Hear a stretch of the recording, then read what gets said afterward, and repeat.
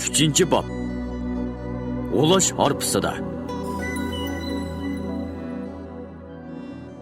Samoniylarning taxtdan g'ulash vaqti yiqilishib qolganligi ayon bo'lib qoldi. Samoniylar xoni Nuh 2 Mansur o'z taxti baxtidan qattiq andishiga tushib qoldi. U kunduzi tinmay, kechasi uxlamay o'ylaydigan bo'lib ketdi. Bo'libmi, ikki cho'ng ish uni yomon cho'chitibdi. Biri o'zganning bug'ra qo'shinlari tarafidan elinishi. Yana biri shuning bilan tang Abu Ali Simjiq bilan Sibuq Tekinning isyon ko'tirishi. Bug'ra qo'shinining ikki tarafdan kelishi Mansurni oldiritib qo'ygan edi. Shundaqdimi, u o'zganda yog'i cho'qim to'siladi deb ishongan edi. Biroq o'ylamagan yerdan o'zgan chopsalli qo'ldan ketdi. Uzoq o'tmay Namanganmi tugab ketdi. Qolg'ini Shosh, Marg'ilon, Qo'qand. Ish chatoq. Bu kelishida Bug'rolarning Samarqandga yetib kelishi. Yo'q, kelolmaydi. Ularni to'sish, urush yo'qitish kerak. Shosh bilan Qo'qand o'tkazmaydi. Kelgandimi, Bug'rolar Samarqand bo'sog'isida yanjilib tugaydi. Orqadan kuch keladi. Lekin u kuch Samarqandga yetib kelalarmi? Buxoro bilan G'azna ularni to'simasmi? Mana qarang. O'lmakning ustiga tapmak degandek, bu ikki amirning xoinligi pek alam qildi. Chatdan kelgan qilishga bavo kelish qiyin bo'layotganda, ichidan xanjar urg'unini demamdigan. Ular zodi al bo'lmaydigandek qiladi. O'z vaqtida jojisini berganda bu ish chiqmaydi. Yomon bo'ldi. Bak yomon bo'ldi. Tarixchilarning qarshiligi, tog'liqlarning qo'zg'ilimi. Uning ustiga ovi yo'g'on salli qozi kalonlarni demamdigan. Ishlangan ishonlar qarg'i kelmaydigan o'xshaydi. Ablaqlar. Vaqqining bekor ketadigan o'xshaydi.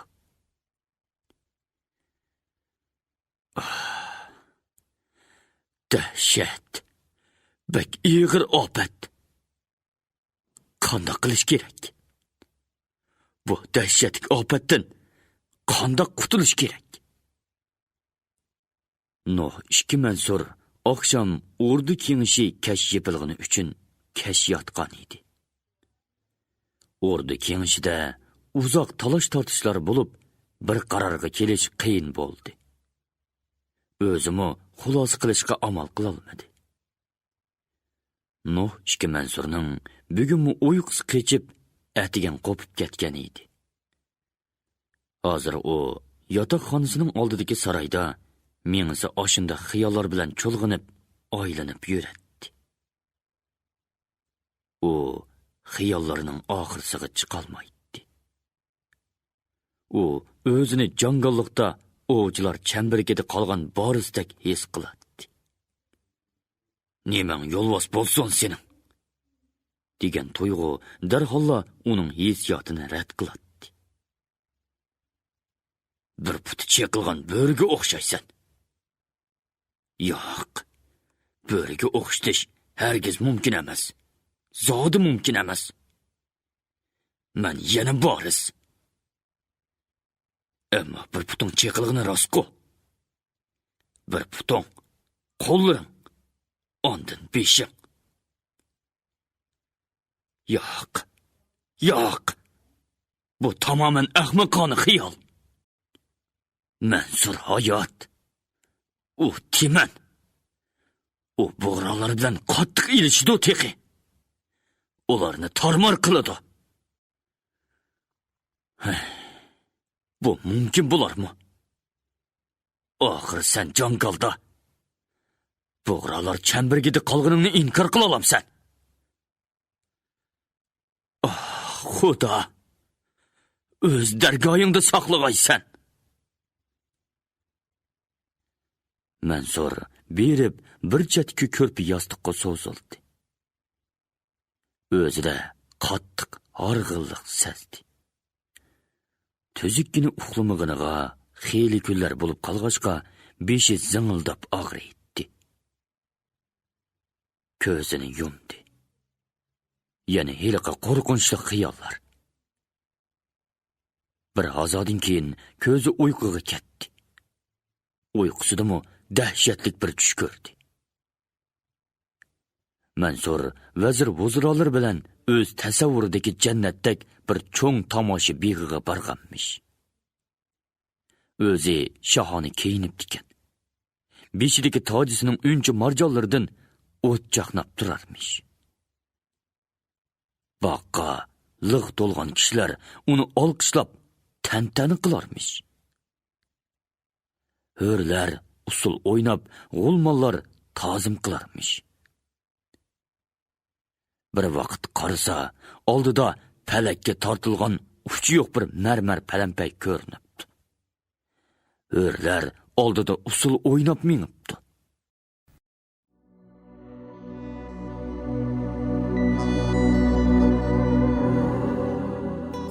Xon ularning kaynidan osmonga ko'tarilibdi. Minib bulutlardan olqib chiqsa, bir karomat katta yosidoq imorat ko'rinibdi. Bu joyni u Arshi a'lo dermish.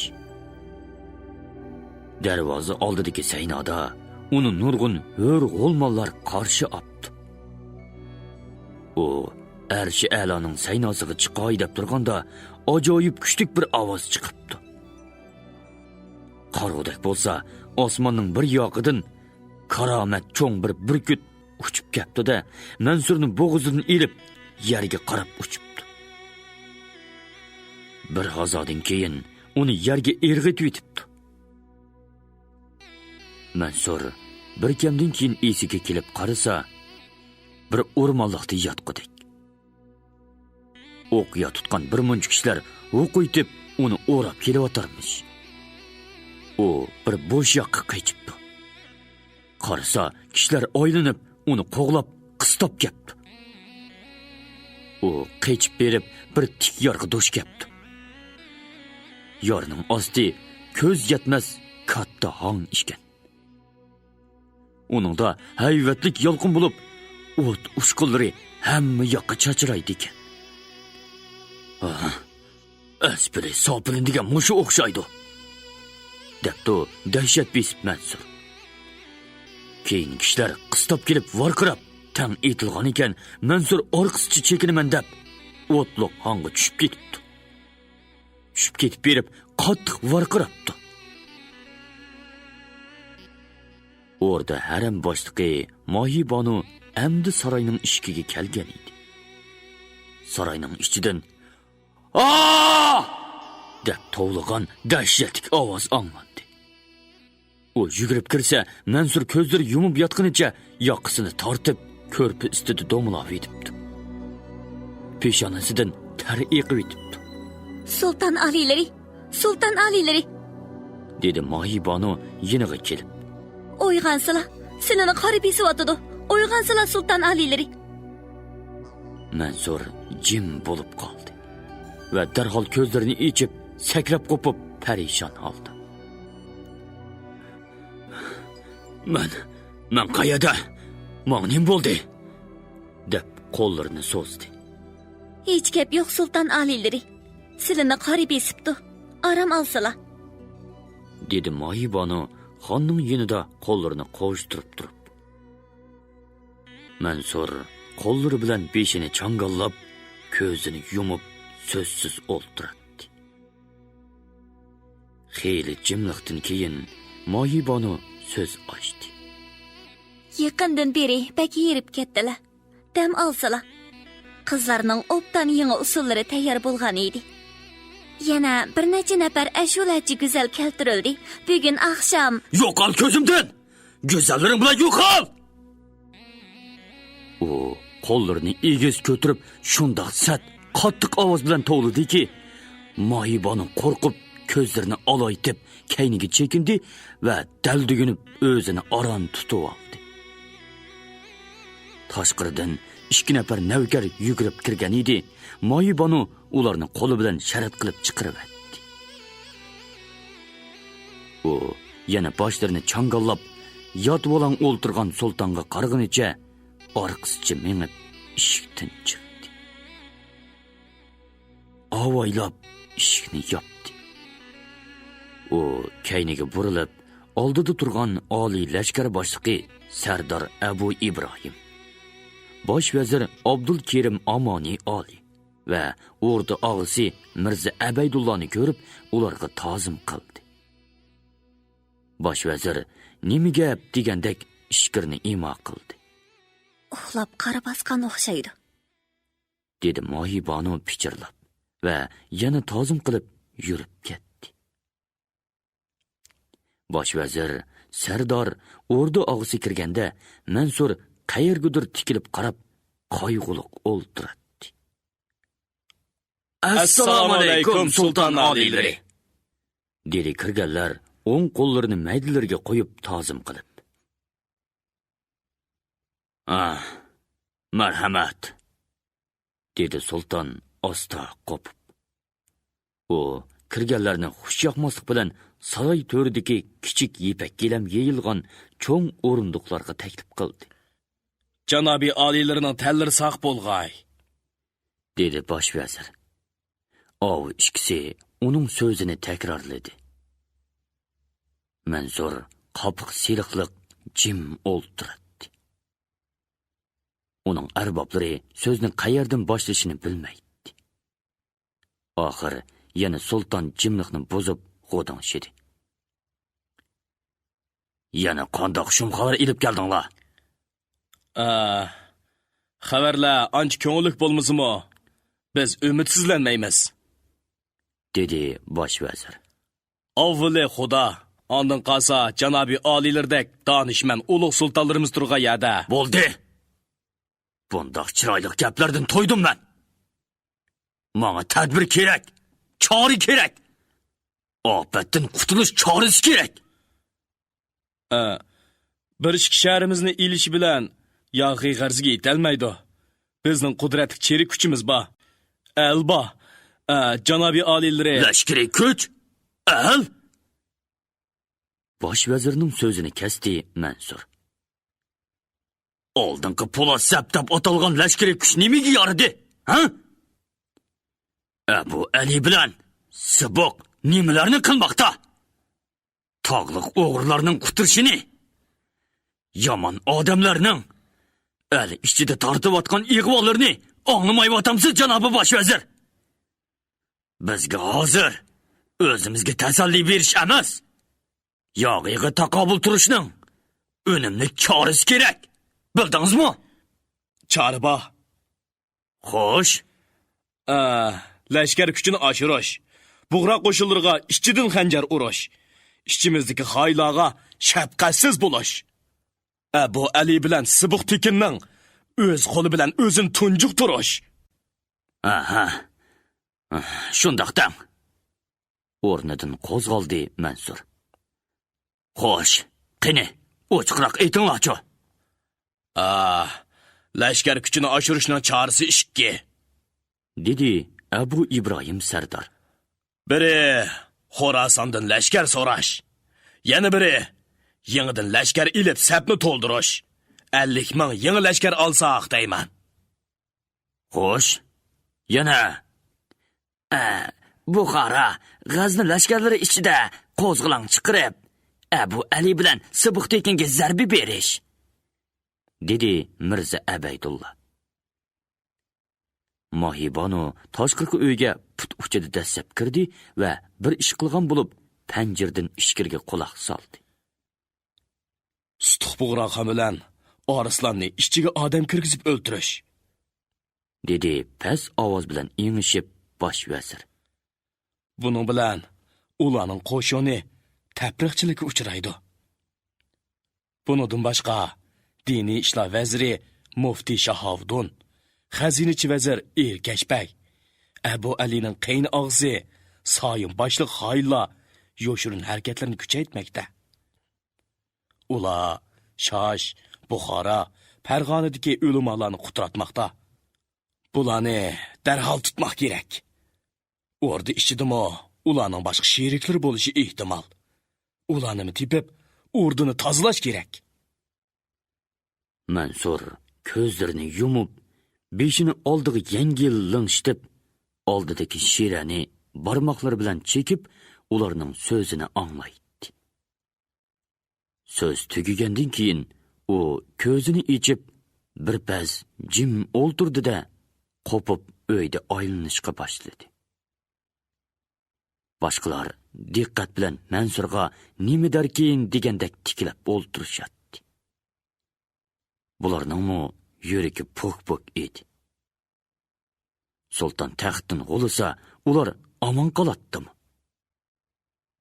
Sultonga qilich urilsa, sodiq vazirlarga, sardorga nayza urilmaydi deb kim ayta oladi? Oqshomgi kengashda bir qanchasining qarshi so'zlari xavfli bo'ldi. Ular bu o'rta xavfdan qutulishning ko'pligan choralarini taklif qildi. Lekin natija bermadi. Yanıla yog'i bostirib kelmaydi. El ichi tinchsiz. Taxt lingshib qoldi.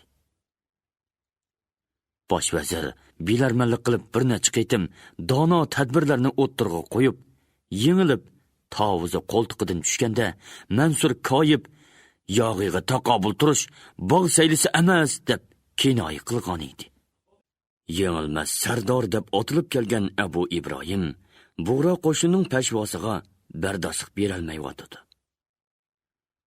Sardorni sinoydigan maydon keldi, degan edi Mansur uningga.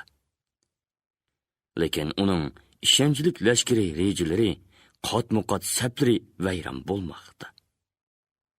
Endi Sardorning pochiqiga pit tushdi. Bir necha kundan beri Mansurning xafaligini ko'rib, oldirab qolgan bosh vazir Sardor ordu og'isi jiq bosh qotirib, yuqoridagi hal qilg'ish rejini tayyorlagan edi. Ular Somoniylarning O'rta Osiyodagi ikki daryo oraliqidagi hukmronligini qutqizib qilish tas ishkanligini allaqachon sezgan bo'lsa-mu, o'zlari ishonmagan bu rejini ilojisiz Mansurning oldiga qo'ydi. Lekin Mansur qo'shilamdi yo'q. Agar u bu fikrni rad qilsa, nima qilguliq? Ular mushundoq andish bilan taqatsizlanib Mansurga qarab o'ltirishadi. Mansur uyda o'ylag'ach xeyli cho'gilgandan keyin kelib o'rniga o'ltirdi va dedi: "Ko'rmoqchi bo'lgan tadbiringlar yomon emas. Ammo uni amalga oshirg'il bo'lamdi yo'q. Uydagi reja bozorga to'g'ri kelmay qilishi mumkin. Hozir biz o'ylagandek uncha oson emas. 50 ming lashkarni tez vaqt ichida elib tayyorlashga bo'lamdi. Orqadan keltiradigan kuch Sibuq tekinning to'sishiga uchramasmi? Buğra qo'shinlarga ishchidan xanjar urishni shunchalik oson ish tamsila? Xoinlarni bostirish.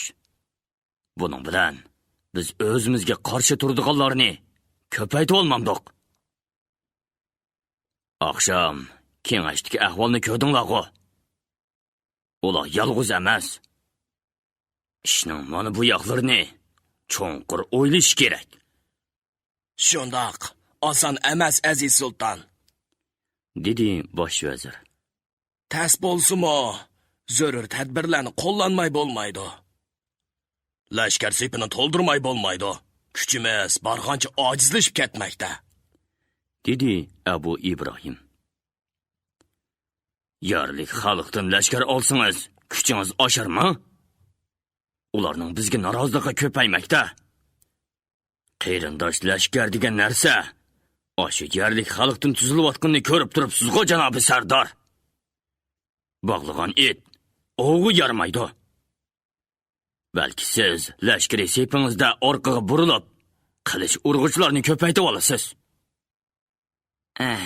Sutuq bug'roqam bilan Arslonni joylash uchun yerliklardan ishonchli kishilarni ko'zlab qo'ydik, dedi o'rda og'asi. Janoblari rozi bo'lgandan keyin o'rinlashtirmoqchimiz. Mohibonu panjara teshida diqqat bilan quloq silib anglamoqda edi. U keyingi qasni anglaganda ansirab oldi-keyniga qarab qo'ydi. Mansur birdam o'ltirgandan keyin dedi: Ahvol ig'ir, birodarlar. Holimiz borgancha oshkora bo'lmoqda. Qaraxoniylar qo'shinini biz xamchaqlabdimiz. Bir oyga yetmay, o'sh, o'zgan, Namangan qo'ldan ketib qolgani o'ylamagan yerdan chiqdi. Darvozamiz buzib tashlandi. Oldingi sabtiki 70 ming lashkar ig'ir ziyonga uchirdi. Bu ish butkul lashkarlarga ro'yi ta'sir qildi. Biz bir yoqdan kuchimizni yuqori mo'ljarlabdimiz. Yana bir yoqdan ichki ahvolimizning nachorligini mo'ljarlay olmabdimiz. Ko'rdinglarmi? Urush boshlanish bilan al tavrinib ketdi. Yoshirin kuchlar bosh ko'tarmoqda. Mansur bir oz o'ylab olib so'zini davom qildirdi. Qandoq qilish kerak? Biri bosh egib munqariz bo'lish. Biri jon tikib qo'g'dinish. Bosh egish jinoyat. Mumkin bo'ladigan kuchlarni oyoqqa turg'izib, dushmanga taqobil turish kerak. Avvalgi dushmanni chegara darvozasi oldida yo'qotish degan rejimiz buzildi. Amdiki rejimiz qo'g'dinib kuch to'plash, qarshi hujum qilib, qo'g'lab chiqarish. Ham qattiq, ham yumshoq bo'lish. Avoylimisak, o'zimizning barmoqini tishlab olamiz. Mufti Shahovuddin erkashbeklarga hozircha cheqilmay, arg'amchini uzun tashlab poylash kerak. Vaqti keladi. Yarliklardan 50 ming lashkar ilishqi bo'ladi. Ham majbur qilish, ham tushuntirish kerak. Ularni bizning lashkarlarimizga aralashtirib etish, nazorat qilish. Gumonliqlar bo'lsa, sap oldiga avatmaslik lozim. Orqadan 50 ming lashkar keltirishga tirishib ko'ramiz. Bu xususdagi talabimiz aytilgan. Bugun kechalab yana oldirtib odam avatish kerak. Sutuq bilan Arslonga chora qilishga bo'ladi. Puxta uyushtirish lozim. Abu Ali bilan Subuqqa avval vakil avatib so'zlashib ko'rayli. Ularning ba'zi shartlariga, masalan, ikki amrining mustaqil xon bo'lishiga qo'shilsak bo'ladi. Boshqa ishlarni o'ylanglar. Xabarlarni tezlatish kerak. Lashkarlar ichida, kishilar orasida poylash ishini kuchaytirish lozim. Vazir, Sardor, o'rda og'asi qo'shiladiganligini bildirib, sultonga ta'zim qilib, saroydan chiqishdi. Mohibonu Mansur tushlik oshamog'i o'ltirgandan keyin g'ib qilib o'rdining orqa darvozasidan chiqdi-da, erkash vazirning o'ylisiga chopdi. Qayna o'ltir Mohibonu, dedi erkash vazir huduqib, ho'midab kirib kelgan Mohibonuga. Nima balo bo'ldi? Ajab ansiz ko'rinsan-ku. Shundoq vazir janoblari, ansirmay bo'lmaydi. Ular suiqasd tayyorlamoqda. Xo'sh, qandoq qilib? Mavlona Hazratim bilan sizni qamamoqchi. Sutuq bo'g'ra yana Arslan damdu ish qilib besib kelayotganlarning boshchilarini yoshirin o'ltirmoqchi. Shundoqmi? Sen neden bilding? Ularning maslahatlarini o'z quloqim bilan angladim. Bugun atigan bosh vazir, o'rda og'isi, sardorlar sulton bilan birga maxfiy so'zlashdi. Ular qanday qilishmoqchi ekan? Sizlarni xoinlar dedi. Boshqalar darhol qamash kerak degan edi. Sulton arg'amchini uzunroq qo'yib poylash kerak dedi. Beshinglarni bir yoqqa olmasanglar bo'lmaydi. Yana nimalarni deyishdi? Yana Haros Abu Ali bilan subuqi vakil avatish, 50 ming lashkar elish, yana bir joydan lashkar keltirish, ish qilib mushuningga o'xshash chiq gaplar. Erkashbay xazinachi qo'shimisini turib, beshini oldiga lang'ishtirib, bir pas o'ltirgandan keyin "Bak, yaxshi xabar elib kelding, Moyibonu. Yana quloq sol. Endi bizning uyga kelma. O'ng'iningni." Erkash bir oz o'ylab qoldi. Aram qarg'usi Zamonqulga aytib bersang bo'ladi. Xo'sh, dedi Mohibonu va tozim qilib orqasicha mengib chiqib ketdi. Erkashbay uzoq o'ylab o'ltirdi. Ular oldirab qoldi. Halokatdan qutulishga yo'l izlamoqda. Bundoq choralarni qilishlari mumkin. Lashkar elish. Bu yaxshi ish. Bizga kuch to'plab beradi-da. Qas, qamash, vakil avatish. Og'amchini uzun tashlab poylash. Bundoq degani yaxshi. Fursatdan foydalanish kerak. Bu gaplar rostmi? Mohibonuning so'zlariga ishongili bo'larmi? Yo'q.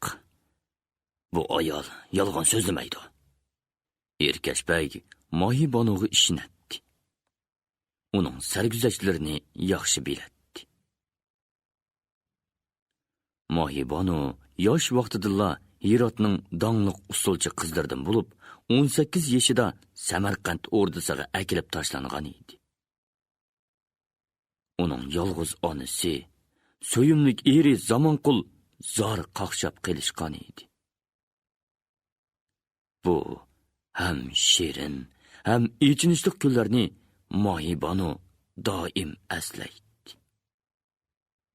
Mohibonu dadasidan kichik qolgan. Uning dadasi qo'ygan asli eti Mohigul edi. Onasi choq egirib, bir bolalikda uni beqib cho'ng qildi. U kichigidala usul o'ynashni yaxshi ko'radi. Balog'atga yetgandan keyin yaxshi usul o'ynaydigan bo'lib qoldi. Zamonqul Mohigul bilan tangdosh bo'lib, billa o'ynab, billa amgak qilib cho'ng bo'ldi. Zamonqul dopchilishni o'rgandi. U dopchalatdi. Mohigul usul o'ynaydi. Mohigul onasi bilan choq egiradi. Zamonqul dadasi bilan mato to'qiydi. Ular kashqurliqi ishini yig'ishga oldiraydi. Ikkisi Mohigulning kichkina beg'idagi o'zim borangida mashq qiladi. Shunda qilib, ular cho'ng bo'lib quramiga yetib qoldi. Bir-birini boshqa seg'inadigan bo'lib qoldi. Avvalgi bolalik qiliqlari o'zgarib, naz tortishadigan bo'lib qoldi. Usul mashq qilganda o'yinni zodi to'xtatqusi kelmaydi. Mohigul sanamga yengil dasab, jilva qilib kulguncha ko'zlar bilan qaraganda Zamonqulning yuragi o'ynab ketadi. Zamonqul bir tizini yerga qo'yib, odishiga talmurib, dopni taranglatib, qo'llarda o'ynayotganda Mohigul azroq cho'rgilab, uning mardona siyoqiga to'ymay qarab kulimsiraydi. Mohigulning beg'iga o'ynashga kelgan usulchi, naqshchi qiz yigitlar bu ikkisining ko'zlaridagi sirni allaqachon bilib bo'lgan edi. Ular chaqchaq qilib ikkisini izot tortqizatdi. Mahigül o'sniga to'lib hammaning diqqatini tortadigan bo'lib qoldi. Herat shahrining cho'ng savdogarlaridan birining o'g'li uyning kaynida cho'gilaydigan bo'lib qoldi. Mahigülning onasi Zamonqulning dadisi bilan maslahatlashib, bularning to'yini chopsonroq qilib etishga kelishdi. Ikki taraf tuqqanlarini chaqirib maslahatlashib, shu yili kuzda to'y qilmoqchi bo'ldi. To'y kuni nikohdan keyin qiz yigitlar Mahigülning beg'iga yig'ilishdi. To'y tamoshasi boshlanib ketdi. Usul naqsha usul qaynab ketdi. O'tira cho'ng yoshlarmi kirib tamosh ko'rishdi. Shopburut, o'g'ri ko'z, egiz bir odam osta kirib, kishilarning kaynida turib, o'g'ri mushdek marab o'yin ko'rdi. U Mahigülning o'z husniga tikilib, bir oz qarab turib, g'ippida yo'qab ketdi. Qiz yigitlar o'ynab kelib, qator tizilib, Mahigül bilan Zamonqulni usulga tortdi. Ikkisi izo tortib unimadi. Keyin zo'rig'i qo'pib usulga tushdi. Avval ular echilolmay yavash o'ynadi. Keyin qiz yigitlarning ho'ga surallariga, sozning sho'x ohongiga agishib, erkin o'ynashga boshladi. Ular bak esil o'ynashdi. Mahigülning uzun sochlari atlas ko'ngaklik bastida, belining to'yinida birdam u yoqqa, birdam bu yoqqa ig'onlaydi. Qop-qora qo'shma qoshlarining ostidagi qo'y ko'zlarini ikki yonga tashlab kulimsiraydi. Levini yavaşqina tishlab, qo'llarini egiz ko'tarib o'ynaydi. Cho'risida shaydo bo'lib pirqirab yurgan Zamonqulga jilva bilan ko'z tashlatdi-da, sho'x qadam tashlab ketib qoladi. Burnining uchida ter parqiraydi. Uning olmudak yuzi teximi qizirib, go'zallashib ketgan edi. Zamonqul ko'k yo'lliq qalami yaktak ustidan gullik shoyi belbog' bog'lagan. Beshida yangi bodam do'ppa. Uning qori kun o'tib kelgan putlari go'yo yerga tegmagandek yenik o'ynaydi. Qo'yiq qora qoshlari va uzun kirpiklari yepib turgan qori ko'zini uzmay, Mahigülga talmiratdi va quchqini kang ichib, Mahigülning cho'risida aylanadi. Qiz yigitlarning ularga maski kelib, varqirishadi. Usulga tankash qilib, naqshi aytishadi. Keyin Mahigül bilan Zamonqulning tortishi bilan ularmi usulga tushib ketdi. O'yin rosa qiziqanda, eliqi shopburut o'nnachi lukchakni boshlab kirib, borgancha Mahigülning belikidan tutib tortdi. O'yin to'xtab, o'yinchilar o'diqib qoldi. "Qo'lingni tort!" dedi Zamonqul Mahigülni yeniga tortib. "Nima qilmoqchisan?" "Bu go'zal, o'rdig'i boradi." Shopburut Mahigülni yana qo'lidan tutib tortdi. Zamonqul kelishtirib bir mush urgan edi, Shopburut tiki mullaq etib tushdi. U qo'pib, burnining qiynini surtib vorqirdi. "Uringlar buni! Rosa uringlar!" Shopburutning odamlari Zamonqulga yamashdi. Zamonqul ikkisini urib yiqitdi. Yigitlar bulonchilarga etildi. Mahigül bir chetda to'planib qo'rqib turgan qizlarning yeniga berib oldi. Qattiq elishish bo'lib, bulonchilardan uchi yiqildi. Yigitlar yorinib, holsizlandi. Bulonchilar Zamonqulni tutib, barang to'rikiga bog'lab qo'ydi-da, Mahigülni qizlar ichidan bo'lib, bir oq kigizga o'rab ko'tirib mangdi. Kigiz ichida Mahigülning bo'g'iq ovozi anglanadi. Zamonqul: "Mahigül! Mahigül!" deb jinining berichi vorqirdi. Qizlar yig'lashdi. Yigitlar g'azablandi. Moyigulni bir eshikdan kirgizib etib, tashqaridan eshikka qolib soldi. U ko'rsa, 10-15 qiz qo'rqib, shumshib o'ltiribdi. U berib, bir chetga o'zini tashlab, toza o'rkirab yig'ladi. Shunchalik jig' yig'ladiki, yig'lab ovozi chiqmay qoldi. U ezadab o'ltiradi. Uningdan yeshi cho'ngroq bir qiz kelib, jovutdi. Bo'ldi do'stim, yig'lama. Biz yig'lab hardiq. Yeshimiz tugab bo'ldi. Texi ko'rdig'inimiz barga o'xshaydi. O'zimizni saqlaydik. Moyigul yana ezadab yig'lab turib so'zladi. Anamning hali nima bo'lgandi? Esin, anam xarab bo'ldi. To'yim vayron bo'ldi. Voy zaman qul, bechoram. Meni qutqizaman deb ajabmi tayoq yeb ketdim.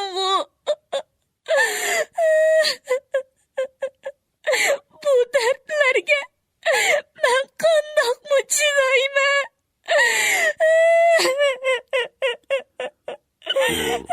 Butkul ovozida xirqirab yig'ladi.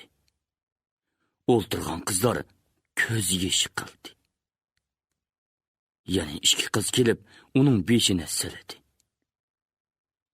Bizning dardlarimizni seningdan qilishmaydi, dedi heliqi yeshi cho'ngroq qiz. Sabr qilgin. Xudoyim bu juvoynimaklarning jojisini berar bir kun. Bir haftadan keyin qizlarni usti polos bilan yepilgan egiz choqliq ikki harvig'i besib, qayergudu elib mangdi. Bir necha kun mangandan keyin bir cho'ng shaharga elib kelib, katta bir binoning ichiga elib kirib, bir cho'ng uyga kirgizib, eshikni yepib qo'ydi. Bir ozodin keyin choshtirg'i oq kirgan bir ayol kirib keldi. Yig'lab, ko'zlaringlar qurib ketgandi o qizlarim, dedi chorbosh ayol yiqimliq ovoz bilan. Menmi qiz vaqtimda sizlardek bir qancha kun yig'lagan. Nima chora bor? Sizlar qayerga kelib qoldinglar? Buni bilamsizlar? Qizlardan un chiqmadi. Hammasi ayolga hayron bo'lib qarab o'ltirishadi. Ular gap qilishdan qo'rqadi. Biroq bu ayolning so'zlaridan qandoqdir bir xil mehribonlik sezilib, hayotidan umidlangandek qiladi. Sizlar Samarqand shahriga keldinglar. Bu joyni Ordo deydi. Katta podshohning ordusi, dedi chorbosh ayol va ishga qarab ilib so'zini davom qildirdi. Buning ichida hamma baloyi battar bor. Bu yer shohlarga jannat, g'ayriblarga do'zax. U qo'rqib saskirgan qizlarga qaradi. Qo'rqmanglar. Sizlarni o'ltirmaydi. Usul o'ynatadi, naqshi aytqizadi. Yana uningdan boshqa beshinglarga qandoq kulfatlar kelishini Xudoning o'zi biladi. Qo'rqmanglar, yuringlar, mening orqamdan menginglar. Chorbosh ayol qizlarni boshlab mengib, gumbazdek bir joyga kirgizib, Bu yerni hammom deydi. Yuyunib, tarinib chiqinglar. Men keyin kelaman, dedi va chiqib ketdi. Qizlar nega berishlarini bilolmay, hang'iqib dolonda turishadi. "Mayaqqa meni salaxonlarim" degan ovoz ularni cho'chitibdi. Dolonning nerisidan basti yo'g'on, semiz bir ayol kelyotdi. "Qani, mening orqamdan yuringlar", dedi semiz ayol va qizlarni boshlab bir chosi uyga elib kirdi. "Mana mashada kiyimlaringlarni yeshib, mavi uyga kirib yuyinisizlar. U yerda suv, sopun hammasi bor. Qani, kiyiminglarni yeshinglar." Qizlar nima deyishini, nima qilishini bilolmay, bir-biriga savolliq qarashyapti. Qo'rqib, tillari jo'g'ildaydi. Ular chakchiyib, dog'diyishib turishyapti. Kiyimlaringni yesh deyman. Deb varqirdi semiz ayol. Qizlar cho'chib, titrab, semiz ayolga qarashdi. U bilaklari shumidaklangan qo'llarini beliga tirab, qopoqlarini turib turadi. Uning ko'rinishi qo'rqinchli edi. Gepiga kirmasa, urib qo'ydigandek qiladi. Qizlar kiyimlarini yeyishga boshladi. Mohigul to'lib toshgan xushalliq ichida kiygan to'yliq kiyimlarini eg'ir qayg'u va qo'rqinch ichida bo'qildab yig'lab turib yashmaydi. Qizlar ishtonchoq bo'lib, endi bo'lar deb maydilarini qo'llari bilan to'sib, semiz ayolga qarab turishdi. Ishton nima? Deb varqirdi semiz ayol. Qizlar ilojisiz ishtonlarini soldi. Bir to'p yalang'och qiz dog'diyishib hammomga kirib ketdi. Bechora qizlar. Xuddi naridan ayrilgan bo'taloqlarga o'xshaydi. Dedi semiz ayol yalang'och qizlarning orqasidan qarab turib, o'z-o'ziga. Qizlar yo'yinib chiqib, kiyimlarini kiyishga oldirgan edi, biroq kiyimlari yo'q. Ongacha semiz ayol bir bo'p ko'tirib kirdi. Bo'pini ichib, qizlarga kiyim ulashtirdi. Bir qizga birdan atlas ishton ko'nglik, bir oq ishchi ko'nglik, bir jupdan qizil ko'n o'tik ulashtirdi. Qizlar ishkilinib kiyimlarini kiymay turishdi. Mening kiyimlarim, dedi Mohigul tortib. Endi sening kiyimlaring mushu. Dedi ayol. U kiyimlarim uni u elib bergan edi. To'yliq. Dedi Mohigul past ovoz bilan izzat tortib. Ha, to'y ustidan ketdikan-sanda. Endi u ishlarni unutib ketdi. Mavi kiyimlarni kiyiver. Dedi semiz ayol nogo'la holatda kiyim kiyayotgan Mohigulga qarab turib. Keyin beshini burab, ko'z yeshini surtdi. Uning ko'z yeshi qilg'inini hech kim ko'rmadi.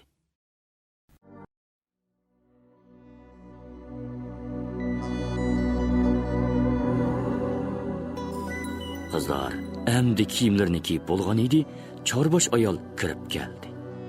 Mening orqamdan yuringlar, dedi u va qizlarni boshlab tashqariga mangdi. Qizlar o'rda harmidagi bir necha yuz qiz cho'konlar orasiga tashlandi. Mohigul xeyli vaqtlargacha qayg'u hasrat bilan egri kunlarni o'tkazdi. Bundaq hasratli qizlar oz emas edi. Xush ovoz, sho'x qizlarmi bor edi. Lekin ular xoli joy topganda o'zining mungluq naqshlarini aytib, yosh to'kib, ko'nglini bo'shatdi. Mohigul Guljahon degan oshundoq bir dardman qiz bilan tanishib, odash bo'lib oldi. Ikkisi mungdishatdi. Billa naqshi aytadi. Go'yida shirin kunlarni so'zlab, ko'ngillarni xush qiladi. Bir kuni u ikkisi o'rda orqa beg'ining ichkarisidagi bir kichik bo'stonliqda Mohigulning dardman degan naqsini billa aytib o'ltiradi. Zil, bum pig'olliq ovozlar bog'dagi qizlarning quloqiga yetib, qizlar bu yoqqa to'plandi. Ular putlarining uchida mengib dasab kelib, ikkisiga to'ydirmay, bo'ston atrofidagi mevelik daraxtlar orasida o'ltirishdi. Naqshiga mo'nglanib, ko'z yoshlarini surtishdi. Dardmanning pig'olliq ohangi qizlarning o'rtaq hasratlarini qo'zg'aydi. Har qaysi o'zlarining o'tmishdagi shirin orzularini, va hozirgi shum taqdirlarini armon bilan o'ylashatdi. Dardman noxsi jimjitlik ichida bahorning kashki suzuk havosini yerib larzon ko'tariladi. Ah, judolik ayridi, oydek yuzingga qonmadim. Söygüdün nur chaqnagan o'tkir ko'zingga qonmadim. Qo'shig'ing dardman yuraklarga bo'lar edi shifa. Xasta ko'nglimga madad, shirin so'zingga qonmadim. Har zaman qo'ysam beshimni quchqinga erkilab.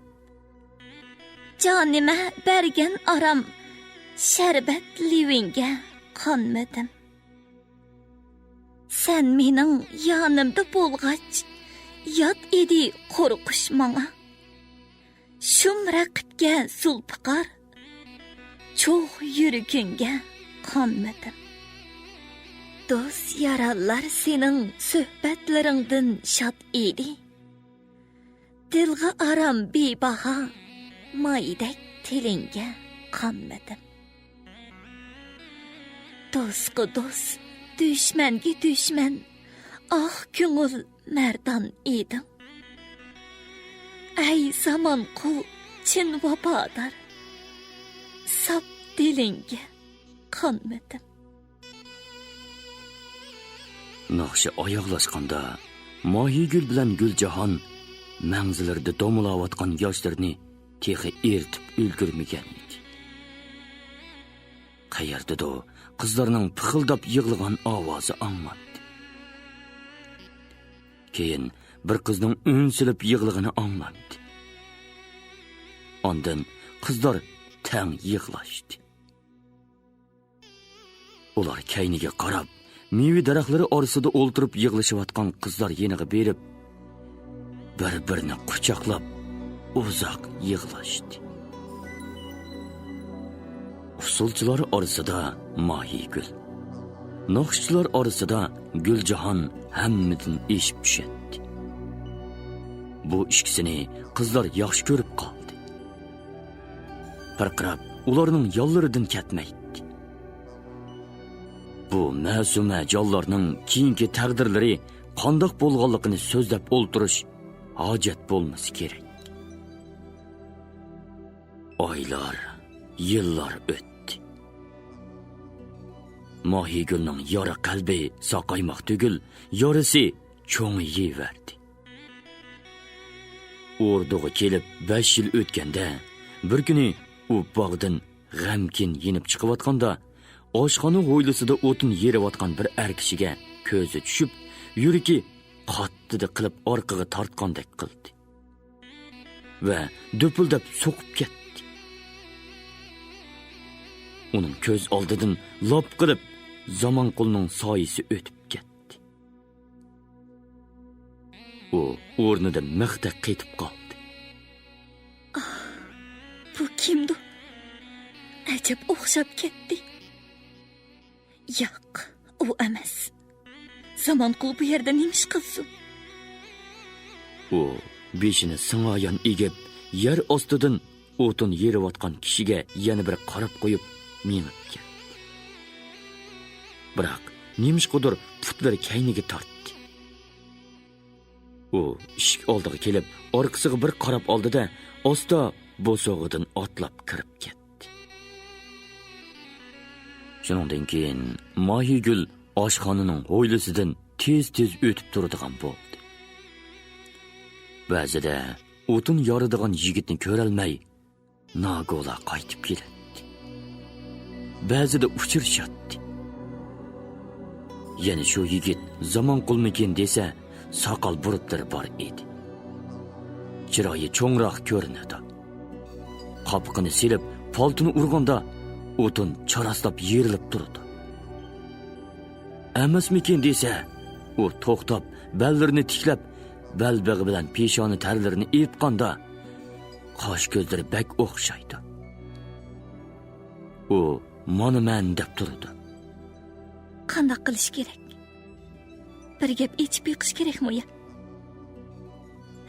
Bo'lmaydi. Boshqalar ko'rib qolsa baloga qolasan. Uning ustiga agar u bo'lmasa, bir yot-yovi odamga gap qilish uyat emasmi? Mahigul har qitim oshxona hovlisidan o'tganda oshundoq o'ylar bilan yigitga qayta-qayta qarab o'tadi. Ko'zini uzalmay kirib ketadi. Yigit bo'lsa, uningga qarabmi qo'ymaydi. Qopqini turib, gupilditib o'tin yeriveradi. Bir kuni Mahigul orqa bog'da chinor tuvida xiyol surib o'ltirganda heliqa hammomdagi semiz ayol kirib keldi. Ajab xiyol bilan o'ltirasan Mahigul. Dedi u supi chetiga Mahigulning yeniga o'ltirib. Sen yaqindan buyon texmi g'amkin bo'lib qolding. G'am ustiga ham qo'shildimi nima? Ko'rinishi qo'pol, ko'ngli yumshoq bu xotin go'yida varqirab qo'yadi. Go'yida yumshab, qizlarga muloyim muomala qiladi. Ularni hammomda xafa qilmay yo'yindirib chiqaradi. U Mahigulga bo'lakchi mehribonlik bilan muomala qiladi. Bir ikki qitim Mahigulning mangzidagi yoshlarini ertib, beshini silg'an edi. Mahigulmi uni o'rdi ichida birdan-bir shafqatli hisoblab yaxshi ko'radi. Bugun xiyol qilib o'ltirganda uningga Semiz opamga aytib boqaymi? degan o'y kelgan edi. U Xudo yetkazgandek, "Mana men deb kirib kelsa bo'lam" degan. Mahigul uni ko'rib, to'lib teshib turgan o'pkisini bosa olmadi. Bo'qildab yig'lab, o'zini uning quchqiga tashladi. Nima deding ba qizim? Aytqana. Balki men yordam qila olaman. dedi semiz ayol uning beshini silab jo'vutib. Mahigul osta yig'isini to'xtatib, "Esa" deb ro'molining uchini uvlab turib so'zladi. Oshxona hovlisida o'tin yoradigan bir yigit bor. Shu yigit. Shuni yaxshi ko'rib qopsan-da. Yo'q. U odam samon qulga bek o'xshaydi. Pilgim keladi. Ko'nglim tartibli bo'lmaydi. Shundoq degin. Erim samon qilmadi odamsan. Uni muhattab bo'lmaydi qizim. Sen ham qilma, men bilib boqay. 3 kun o'tgandan keyin kashqurun haram qizlari hammomga borgan edi. Semiz ayol Mahigulni imlab dalonda elib qoldi. Qizlar kirib ketgandan keyin uni boshlab hammomning orqasiga elib berib, bir kichik eshikdan kirgizib, eshikning zanjirini teshidan elib qo'ydi. Mahigul yerim qorong'u uyda bir kishining talmurib qarab turganini ko'rdi. U ishonmay ko'zlarini uvlab yaxshi qargan edi, oldida o'tin yorg'uchi odam kelib qarab turadi. U o'zini uningga otqusi keldi, lekin petin olmadi. "Tanimdingmi Mahigul?" deb kulib qo'llarini so'zdi o'tinchi. Jinim, zamon qul. dedi Mahigul va o'zini Zamonqulga otdi. U Zamonqulning ko'ksiga beshini qo'yib, bo'qildab yig'laydi. Zamonqul uning peshonasiga so'yib, beshini silaydi. Ular tom tövdagi palos silingan supuga berib o'ltirib mungtashdi. Mahigul gapni nerdan boshlashni bilmay, u yer bu yerdan so'zlaydi. Zamonqul beshidan o'tganlarini so'zlab berdi. Uning aytishicha, ular ayrilib bir yilga yetmay, uni navkarlikka tutib ketibdi. Samarqandga yaqin bir joyda 3 yil navkar bo'ldi. Keyin oldingi yili bir necha yosh navkarlarni tanlab, mushu o'rdaga ishqi setibdi. Uni oshxonaga bo'lgan ekan, kuchi bor deb o'tin yorg'ila seribdi. Ular so'zlashdi. Bir-birining ko'z yoshlarini eritishdi. So'yishdi. Quchoqlashdi. Quchoqlashgan peti supug'i so'zilib, bir-biriga chirmashdi. Nikohdan keyin murodiga yetmay, kaltak alam bilan ayrilgan yosh yuraklar qo'shilib ketdi. Tashqaridan oyoq tovushi anglanib, eshikning zanjiri sharaqladi va Qizlar yuyinib bo'lay dedi Mahigul. Bo'ldi, chiq amdi. degan ovoz anglandi. Amal tepib ko'rishib turishga va'dalashib, qiynishmagan yosh yuraklar ilojisiz ayrilishdi. Shuningdan keyin Mahigul Zamonqul bilan ko'rishalmadi. Oshxona hovlisida u ko'rinmadi. Mahigul izdidi, zoriladi. Dardman naqsi ulg'aydi. Uning sirdosh do'sti Guljahonning jovutishlari uning yurak yorlariga davo bo'lolmadi. 3-4 yil o'tgandan keyin haramxonada, haram qoruqchilari orasida ko'zlari Zamonqulnikiga o'xshab ketadigan bir odam paydo bo'lib qoldi. Lekin uning soqol burutlari yo'q. Ovozi inchkirak chiqadi. U hayron bo'lib Guljahonga aytdi. Guljahon, Shu bo'lmasin yana. O'zgarib qolgandi balkim. dedi. Mahigul haramxonaga kirib uzoq o'tmay, haram qoruqchilarga hayron bo'lib Guljahondan so'raganda, u Er kishini pichivasa o'zgarib ketadi. Ko'rdingmi? Bu yerdagi haram qoruqchilarining hammasi er kishiga o'xshamay o'zgarib qolgan. deb tushundirgan edi. Pichido deganing nimasi? deb hayron bo'lib so'raganda Guljahon, Erkek otlarning ichida ayg'iri oqtisi bo'ladi-ku. Bular ashundoq oqti qilingan odamlar. Bo'lmasa erlarni bu yerga kirgizatdimi? degan edi. Uning so'zlaridan keyin Mahigul haram qoruqchilarga sap soladi. O'rda ichidagi haramxona deb atalgan bu hovlida panjirlari orqa boqqa qaritib silingan bir bino bor edi. Qiz kenizaklar, usul naqshchi qiz cho'konlar mashada turadi. Bu binoda yotoq uylaridan boshqa yosinish uylari, mashq qilish uylari bor edi. Chorbosh ayol mushu binoning bir cho'ngroq uyida turib, ularga boshchilik qiladi. 10 necha er kishi oshxonada ishlaydi. Binoning tozligini qiladi. Tomoq, suv to'shaydi.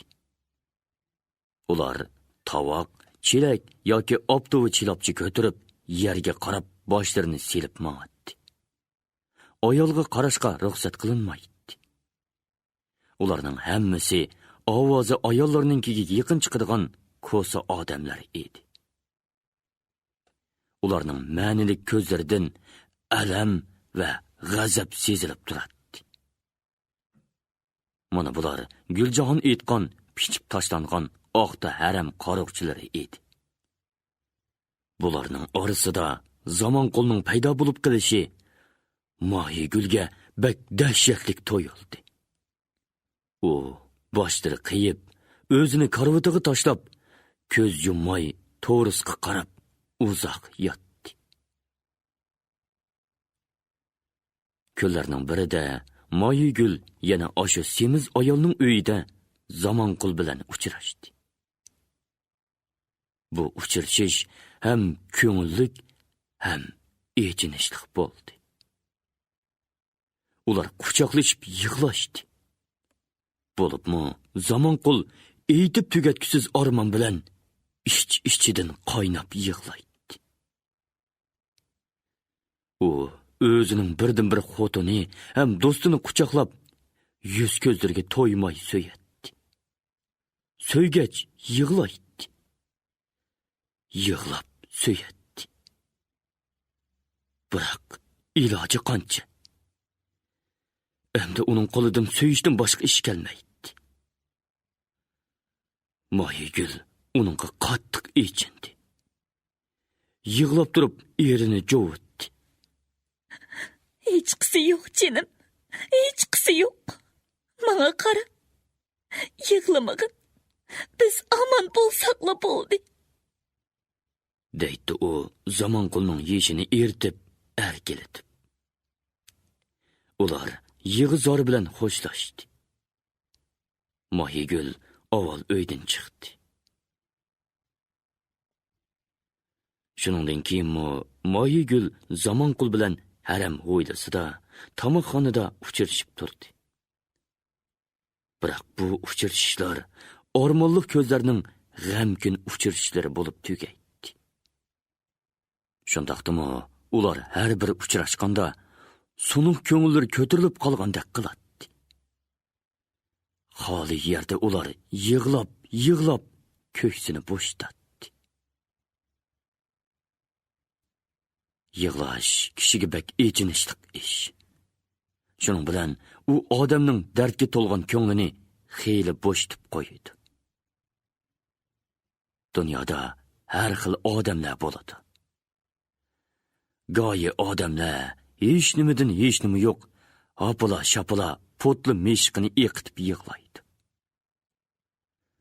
Go'yi haromzodalar yosh chiqmagan ko'zlarini ertib yolg'on yig'laydi. Go'yi odamlarning bag'ri qattiq keladi. Ular hatto ig'ir fojialik ishlarni ko'rsimi, butga o'xshash zuvon surmay qetib turadi. Go'yi bag'ri yumshoq, vijdonli odamlar bo'ladi. Biroq ular yig'lamaydi. Ko'zidan yosh chiqarishni chidamsizlik, ahmoqlik deb biladi. Ular dunyoda yaxshi-yomon har xil ishlarning bo'lib turishiga ajablanmaydi. Muqarrar hol deb qaraydi. Yaxshisiga ancha kulib ketmaydi. Chunki yaxshining yomon tarafimi bo'ladi. Yomoniga yig'labmi ketmaydi. Chunki yomon ish sababsiz bo'lmaydi. Yig'lagan bilan ish bitmaydi. Yig'lagandan ko'ra avval yig'lashning oldini olish kerak deb hisoblaydi. Bundoq kishilar o'zlari echinishliq, ko'ngilsiz voqealarga uchraganda ko'z yeshi qilmaydi. Qalbidan g'azablanadi. Uning sabablarini izlab, savoqni xulosalaydi.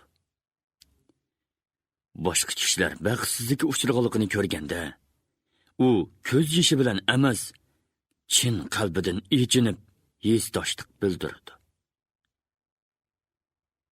Bundoq odamni yaxshi fazilatli odam deyish kerak. Lekin odamdan zodi yig'lamaydigan bo'lish kerak deb talab qilishga bo'lmaydi.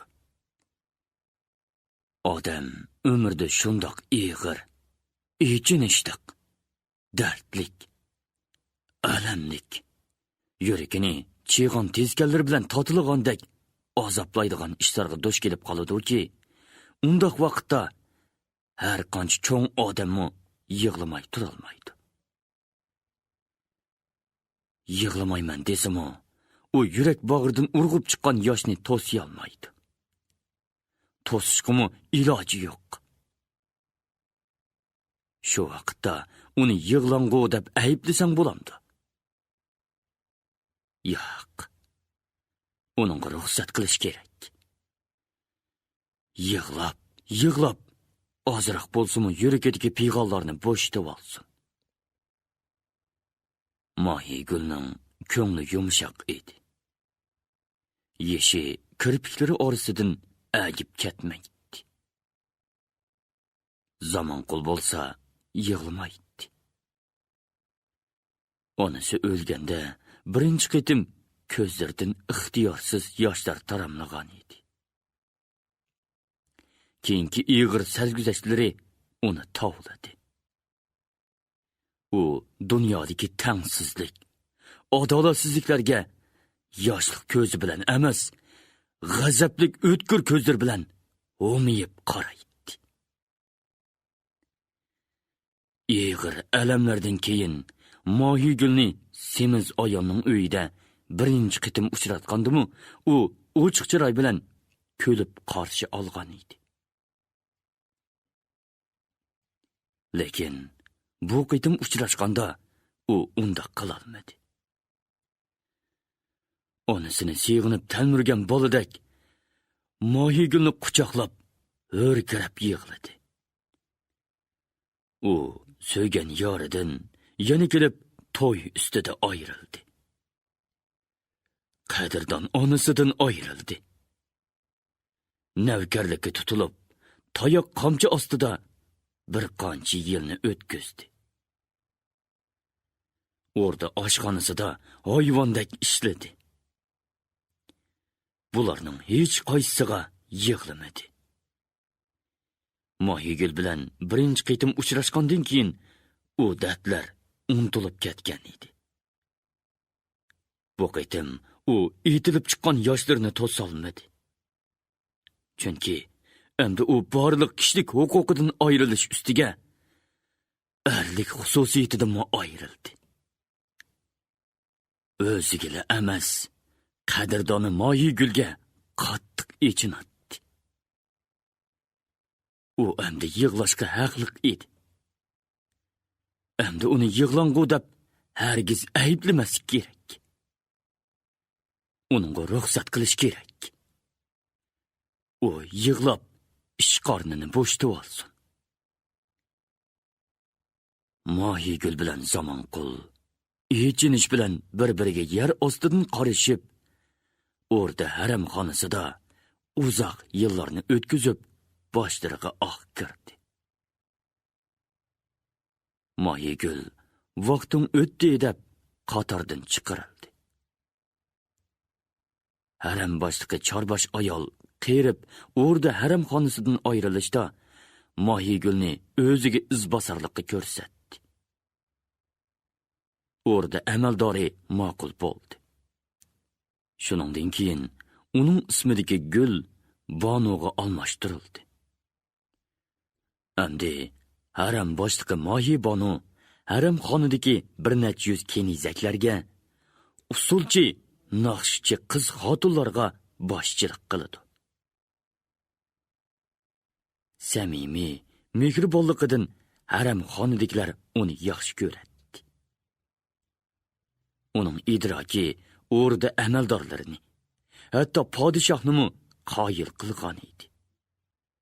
U o'zi asli usulchi bo'lgani uchun o'rda naqshi usulchilar o'mikini bevosita boshqaradi. Bu munosabat bilan u Mansurga xeyli yaqinlashib qolgan edi. Erkash vazir Mohi Banu bilan keyinroq tanishdi. Uning kechirmishlarini anglab, Erkash uningga g'amxo'rlik bilan muomala qildi.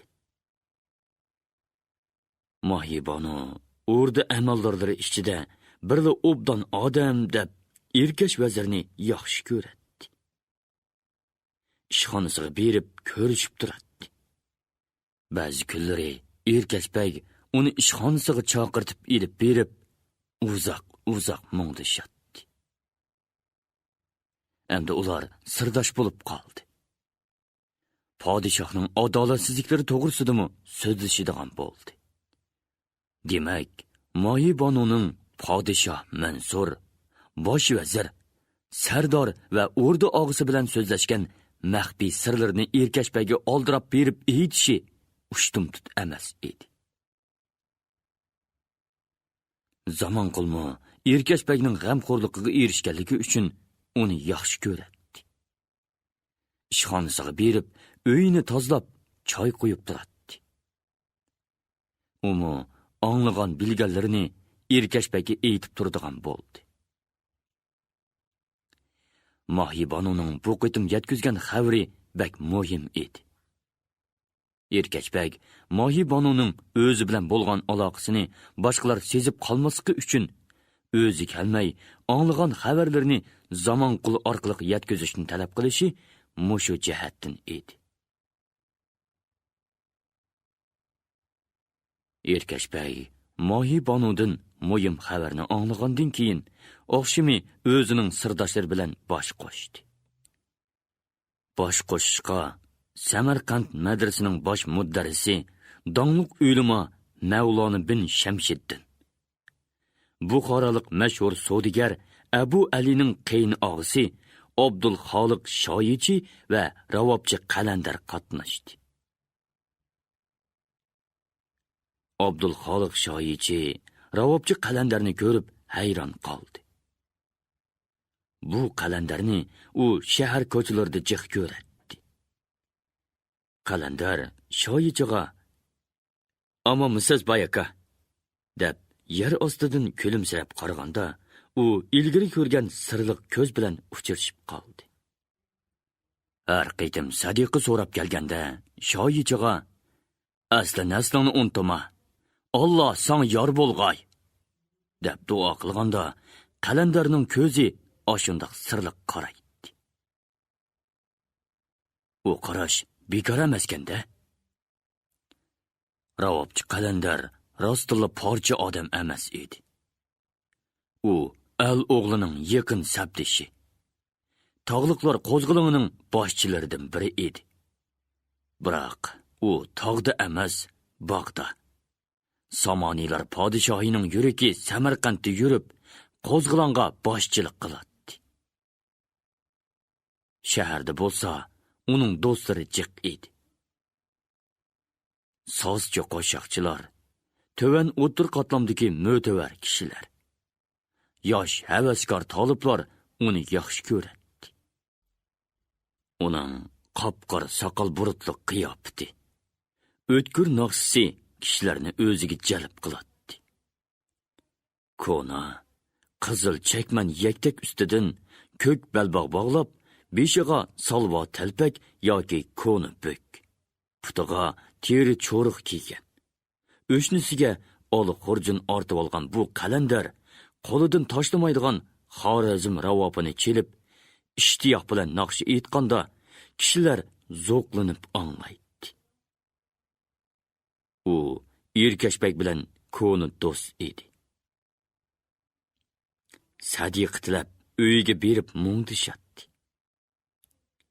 Muqaddas Mavlona Shamshiddin bilan Erkashbekning uyida tanishganda, Mavlona uning so'zlariga qoyil qolgan edi. U shaharda va joylarda bo'layotgan muhim, maxfiy xabarlarni do'stlari orqali bilib turadi. Bultur al o'g'lini dorining ostidan qutuldirish ishig'imi musha Qalandar boshchilik qilgan. Biroq uning boshchilik qilganligini hech kim bilmaydi.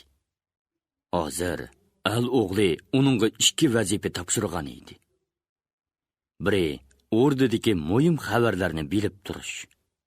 Yana biri bug'roqollarning yurishini uqib xabar qilib turish. Buningdan boshqa uning Mansurning qamoqxonasidagi do'stlarini va al o'g'lining singlisi bilan uning erini qutqizish vazifasi bor edi. Keyingi bu vazifani al o'g'li topshirmagan. Bu o'zining ayrim vazifasi edi. Qalandarning köy o'g'li al o'g'lining inisi bo'lib, bultur sultonning lashkarlari al o'g'lini izlab chiqqanda, xotini bilan ikkisini tutib ketgan. Qalandar payti kelganda bularni qutqizishni o'ylab yuradi. Mavlona Shamshiddin al yurt ishiga qayg'uradigan, Mansurning istibdotiga qarshi turadigan al suyar, xalqparvar kishi edi. U olim, muddaris. U yolg'iz islom dinidan emas, adabiyotdan, oljabirdan, tarixdan dars beradi. Uning yana ilmiy mantiqa, ilmiy nujumdan xeyli cho'nqur ma'lumoti bor edi. Shunga u al orsida hurmatli odam edi. Mansur bir yoqdan uning obro'yidan foydalanadi. Yana bir yoqdan uning obro'yidan qo'rqadi. Shunga u mutaassib insholar Sadr Azam Abdul Vohid Hazrat bilan Shayx Shahovuddin insholarning Mavlona Shamshiddinga bo'lgan o'shmanligidan foydalanadi. Bularning uchilisi sunniylar mazhabida edi. Lekin Mavlona Shamsiddin sunniylar ichidagi johillardan farq qiladi.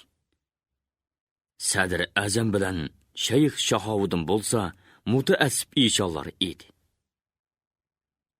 Mansur ikki ishonning orasidagi ixtiloflardan foydalanadi. Abdul Xoliq Shoyichi asli Buxorolik. Abu Ali Amirning qiyin og'isi. Samarqandda Atlas shoyichilik do'koni bor savdogar. Abu Alining ta'sirida uningda al-suyar tushuncha bir qadar o'sib qolgan. Keyin Abu Alining topshiriqi bilan Erkashbek bilan tanishib, sirdoshlar qatoriga o'tib qoldi. Mansur avvallari uningga ishonadi. Keyin gumonlanadigan bo'lib qoldi. Yaqinda Amir Abu Ali isyon ko'targandan keyin uni yoshirin nazorat ostiga olgan edi. Mansur xoinlar deganda Samarqandda Erkashbek, Muddaris Mavlona va shoyichi Abdul Xoliqlarni ko'zda tutadi. Ravobchi Qalandarni u bilmaydi. Sirdoshlar bu qitimqi bosh qo'shishda xeyli uzoq jiddiy so'zlashdi. Oxirida Mavlona Shamsiddin mundoq dedi. Ishkarisi ochiqchoq edi. Mansurning taxti langishib qoldi. U taxtini saqlash uchun o'zi xohlagan har qanday yomon ishdan yonmaydi. Bizga arg'amchini uzun qo'ygan ekan, biz fursatdan yaxshi foydalanishimiz lozim. Alni davomli harakatga keltirish, Mansurni iskanjaga ilish kerak. Ustuq Bug'roxonning ilgirlishiga unumlik yordam qilaylik. Bug'roxonga va Arslonbekka odam chopqizib, Mansurning qasdidan xabardor qilish lozim. Amir Abu Ali bilan Sibiq Tekinga xabar qilaylik. Aldanmasin. Al o'g'li zarbi berishni kuchaysin. Oldidan qo'shin kelsa, o'ng soldan, orqadan qilich urilsa, Mansur qancha qilgan bilanmi taxtni saqlab qola olmaydi. Raqibning arg'amchisi uzun bo'lsa-mu, yana chaklik, dedi Erkash vazir. Ishkarisining zahridan saqlanish uchun vaqti kelganda yoshirinadigan bir tayyorlab qo'ysak deyman. Mansur mag'lub bo'lish oldida har balodan yonmaydi. Qamoqdagi birodarlarni qutuldirib olish kerak. Bu ish sizning vazifangiz albatta. U Qalandarga qarab qo'ydi. Qalandar beshini aytdi. Janobi Mavlonaning aytqini bo'yicha darhol ishga kirishayli. Jiqroq bosh qo'shib turishga to'g'ri keladi. Sirdoshlar budoqi bosh qo'shishni tugatib, jidallab ishga kirishib ketdi. Ishki Mansur jiddiy kengash ochdi. O'rdining kengash sarayida vazir-vuziralar, o'rda arboblari Mansurni kutib, andishilik o'ltirishadi. Yaqindan buyon Mansur xopigan bo'lib qolgan. U boshqalarga osonli azor beradi. Xizmatdan ilib tashlaydi. Hatto g'azibi kelganda jallodga topshirib beradi. Qilichidan qon purab turgan g'azablik podshohi olamdan ular qandoqmi qo'rqmusin? Ana, ishq echilib, ishkirdan shohona toj, sarpoylar kiygan Mansur qattiq dasab surlik kirib keldi. Saroydagilar g'ur qilib qo'pib, uningga ta'zim qilishdi.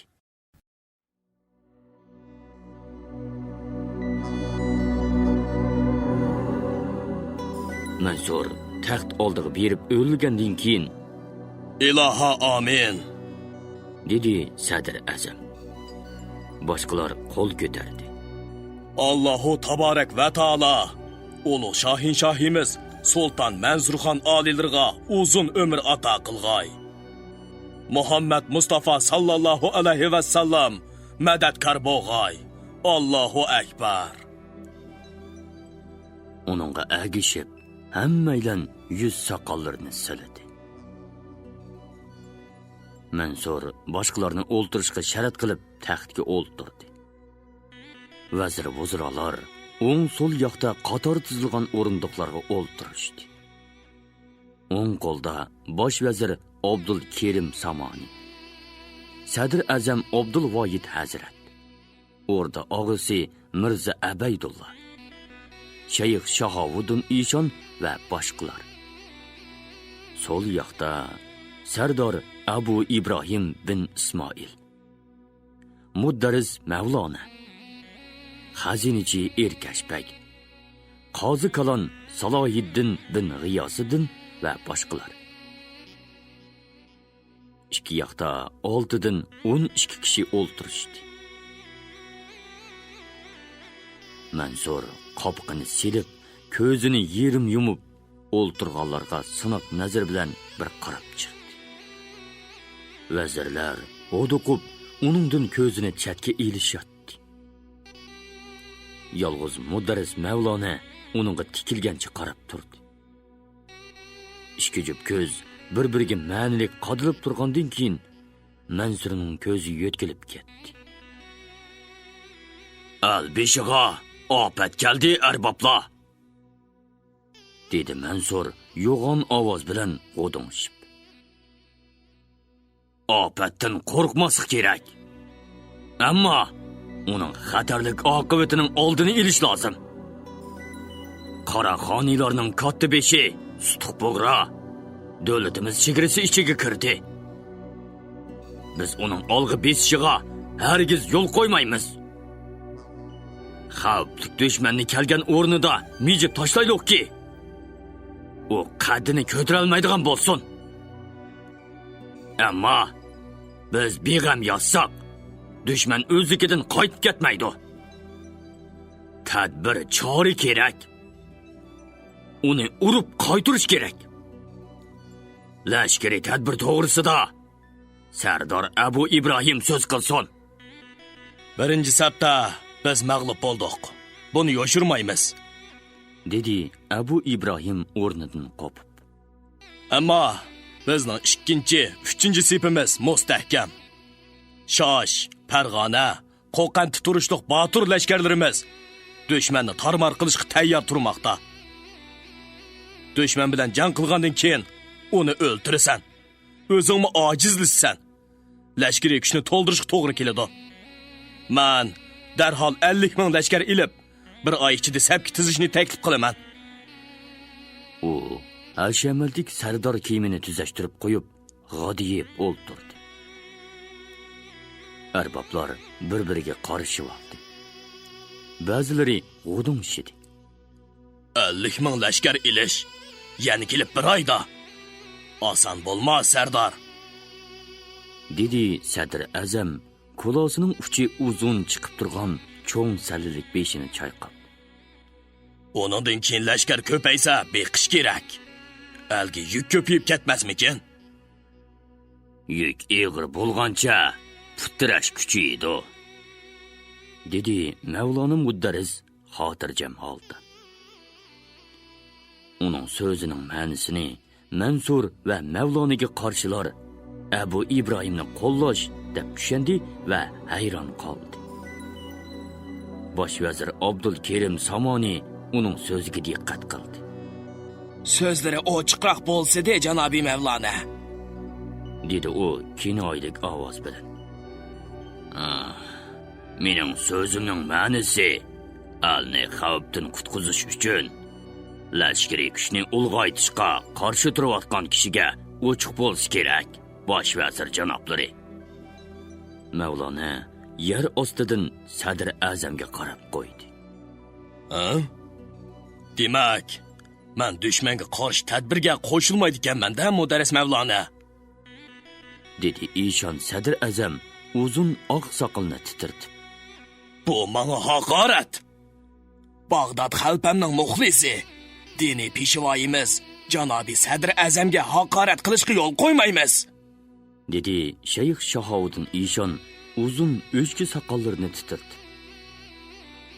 Sulton oliylarining dono tadbiriga qarshi bo'lishga yo'l qo'yishga bo'ladi ekan-da, janobi shayx, dedi erkash vazir zarda bilan. Shayx bir nima demoqchi bo'lib terikib qopdi-da, og'zini o'malab bo'lib, yana so'z qilolmay o'ltirib qoldi. Nimishqa Sadr Azamni qo'llab, Mavlonaga qarshi bo'lganligini o'zim bilmaydi. Qiziq ish, o'yladi Mansur. Bu ikki taraf bugun o'ylamagan yerdan ta'tir chiqdi. Buning ostida bir gap bor. Bosh vazirmi o'ylaydi. Bizning ahmoq ishonlarimiz tadalliq qilaman deb tadallarning qarmog'iga ilinib qoldi. Ilojing yo'q. Qo'llig'ichilarni qo'llash, qarshi bo'lganlarga qarshi turish kerak albatta. Bosh vazir Mansur bilan yer ostidan qarshi oldi. Mavlona Hazratimning davlatni himoya qilish irodalarini taqdirlashga arziydi, dedi u Hazratimga qarab yolg'on kulib. Sadr Azamning asli maqsadlarini tonishimiz kerak. Algi ig'irchilik bo'lib qolmasin demakchi bo'lsa kerak ehtimolim. Shundoq bo'lmasligi mumkin emas. Hakavurlik bilan so'zildi Shayx Shahovuddin. Sadr Azam janoblari bilan ikkimizning sulton oliylarining amr farmonlarini ijro qilishga doim tayyor ekanligimizni kim bilmaydi? Biz ibodat tilovat bilan g'azot qilishga xalqni tayyorlaymiz. Inshaalloh bilan g'azot qilg'ili bo'lmaydi, janobi shayx, dedi Mavlona Hazrat norozi qiyofatda. Sizlar targ'ib qilgan mundoq bid'at qiliqlar Rasulullohning irodalariga xilof. Sadr Azam o'ltirolmay qoldi. Bo'libmi, inshaallohni bid'at qiliq deyish uningga ig'ir keldi bo'lg'ay, u titrab turgan lavlarini o'mallab dedi. Mavlona Hazrat, biz hammamiz ahli musulmonlardanmiz. Allohning iltifotiga erishish, Allohga yetish uchun tariqat yo'lida jon tikib ibodat qilishni bid'at deyishning o'zi Rasulullohning nabirlari bo'lgan Abduqodir Shayx Jiloni G'avsul Azamning yo'liga xilof. Payg'ambarimiz qaysi hadisida inshaallohni sunnat deb ko'rsatgan Abdulvohid eshon. Allohga yetish uchun Alloh buyurgan farzlarni, Rasululloh ko'rsatgan sunnatlarni sadoqat bilan ijro qilmoqimiz shart. Undan boshqasi bid'at, xurofot, afsona bo'ladi, Sadr Azam. Mavlona Hazratimning bayonlari bak to'g'ri. Biz shariat ishlarimizda ana shundoq farz va sunnat bo'yicha ish qilmoqimiz lozimdir, dedi Qozi Kalon Mavlonaning so'ziga qo'shilganligini bildirib. Shariat peshvosining da'vo ishlarida poraxo'rlik qilishi bid'at emasmikin, janobi Qozi Kalon? dedi Shayx Shahovuddin titrab. Biz diniy munozirlarni qo'yib turaylik. Bugungi vazifamiz dushmanga qandoq taqobil turish. Mansur talashni burdi. Biz 50 ming lashkar ilishga kelishdik. Bu ishni Sardor Abu Ibrohimga topshiraylik. Hammaylan yaqindan yordam qilsak, bir oy ichida bu vazifani o'rindig'ili bo'ladi. Qat'iy o'rindosh kerak. Bu to'g'rida va dushmanga qarshi turib, alni himoya qilish to'g'risida yana safarbarlik farmoni chiqarilsin. Hamma ishni urushga qaratish lozim. Kimiki xilof qilsa, xalqimizning farmoniga qarshi turgan jinoyatkor qatorida jazo berilsin. Boshqa bir qator masalalar muzokara qilingandan keyin Mansur kengash tugaganligini bildirib o'rnidan qopdi. Boshqalarmi qopib, Mansur o'tirdan o'tib ichkariga kirib ketguncha qo'llarini maydasiga qo'yib bosh egib turishdi. Bosh vazir Abdulkerim Samoni Mansurning kaynidan kirdi.